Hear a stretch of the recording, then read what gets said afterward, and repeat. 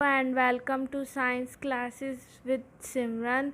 In this video we will talk about transportation in plants. We have already studied transportation in humans in previous video. Now we will study about transportation in plant. So here it goes. जैसे कि हमें पता है कि plants होते हैं, उनके अंदर CO2 और फोटोसिंथेसाइज एनर्जी स्टोर्ड होती है क्लोरोफिल के अंदर, और क्लोरोफिल प्रेजेंट होता है लीव्स के अंदर।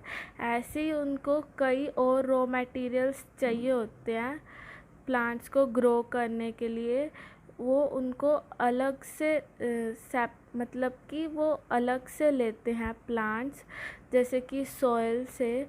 जो सॉइल और रूट, जो प्लांट्स की रूट होती है, उनका डायरेक्ट कांटेक्ट होता है। तो सॉइल से जो प्लांट्स हैं वो क्या लेते हैं, नाइट्रोजन, फॉस्फोरस, वाटर, अपनी नीड्स को पूरा करने के लिए। ओके, सो डिफ्यूज़न तो सिर्फ स्मॉल डिस्टेंस के लिए ही सफिशेंट होता है। अब प्लांट्स तो कई लंबे भी होते हैं और कई छोटे भी होते हैं, उसमें डिफ्यूज़न की हेल्प से अपा पूरा ट्रांसपोर्टेशन नहीं कर सकते। इसलिए अलग अलग पाथवेज हैं ये ट्रांसपोर्टेशन परफॉर्म कराने के लिए। प्लांट्स के अंदर दो टाइप के वो पाथवे होते हैं जो प्लांट्स के अंदर प्रेजेंट होते हैं। एक तो होता है वाटर ट्रांसपोर्टेशन के लिए और दूसरा होता है फूड ट्रांसपोर्टेशन के लिए। जो वाटर ट्रांसपोर्टेशन जो करवाता है उसको जो vascular tissue water transportation water को मूव कराने में हेल्प कराता है, उसे कहते हैं जाइलम। और जो वस्कुलर टिश्यू फूड और अदर सब्सटेंसेस की ट्रांसपोर्टेशन कराने में हेल्प कराता है, उसे कहते हैं फ्लोएम। ओके, सो पहले हम पढ़ेंगे how water transports in the plant, then we will study about the food. Okay, so here we go about transportation of water. Transportation जैसे कि मैंने बताया कि जाइलम टिश्यू से करवाते हैं, मतलब कि जाइलम जो टिश्यू होता है वो हेल्प करता है वाटर का ट्रांसपोर्टेशन करवाने में। उसके अंदर वेसल्स और ट्रैकीड्स होती हैं जाइलम के अंदर। वो क्या होता है, in xylem tissue vessels and tracheids of the root, stem and leaves are interconnected to form a continuous system of water conducting channel reaching all part of the plant।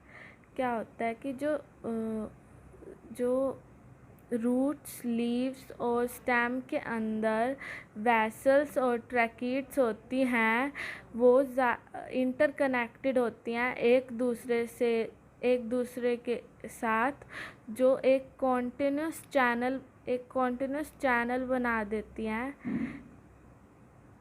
Water के transportation के लिए, ताकि जो water है वो हर एक कोने तक पहुंच सके प्लांट्स में।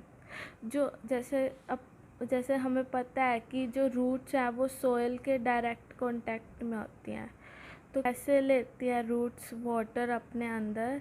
क्या होता है उसमें कि जैसे at the root cell in contact with soil actively take up ions which creates a difference in the concentration of these ion between the root and soil। Basically ये डिफ्यूज़न की हेल्प से सॉइल से root के अंदर water और other minerals जाते हैं। जैसे सॉइल में वाटर का कंसंट्रेशन हाई है और रूट में लो है, तो वाटर मूव कर जाता है रूट के अंदर। ठीक है, फिर क्या होता है, जब वाटर रूट्स में आ जाता है तो एक कॉलम बन जाता है जाइलम के अंदर, जिससे जो वाटर है वो अपवर्ड पुश होता है ताकि वो लीव्स और स्टेम्स में जा सके। ठीक है। और ना कई बार क्या होता है, लीव्स के सरफेस पे वाटर का भी लॉस होना स्टार्ट हो जाता है। तो that loss of water in the form of vapor from the aerial part of the plant is known as transpiration। जो लॉस होता है वाटर का वेपर्स की फॉर्म में होता है, एरियल पार्ट्स जैसे कि स्टेम होगी, लीव्स हो गए, वहाँ से होता है। उस प्रोसेस को हम कहते हैं ट्रांसपिरेशन कहते हैं हम उसे।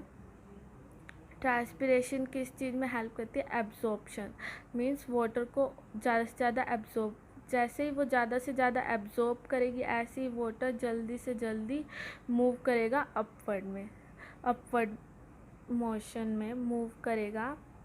ठीक है। Upward movement of water and minerals in it from roots to the leaves. और टेम्परेचर रेगुलेशन, मीन्स प्लांट्स का टेम्परेचर मेंटेन करने में वो हेल्प करती है। अब हम पढ़ेंगे transportation of food and other substances. ये किसकी हेल्प से होता है? फ्लोएम की हेल्प से। Okay, the product of metabolic processes particularly photosynthesis are formed in leaves and from there they move to other part of the plants। मतलब कि जो फूड प्रोडक्ट्स जो भी होता है वो लीव्स के अंदर बनते हैं फोटोसिंथेसिस की हेल्प से, और उससे वो कहाँ मूव करते हैं? अदर लीव्स से other parts of the plant जैसे कि स्टेम्स, रूट, फ्रूट में वो मूव करते हैं। ठीक है। और इस transport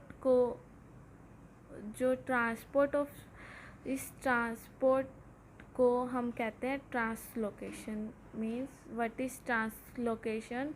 translocation is the process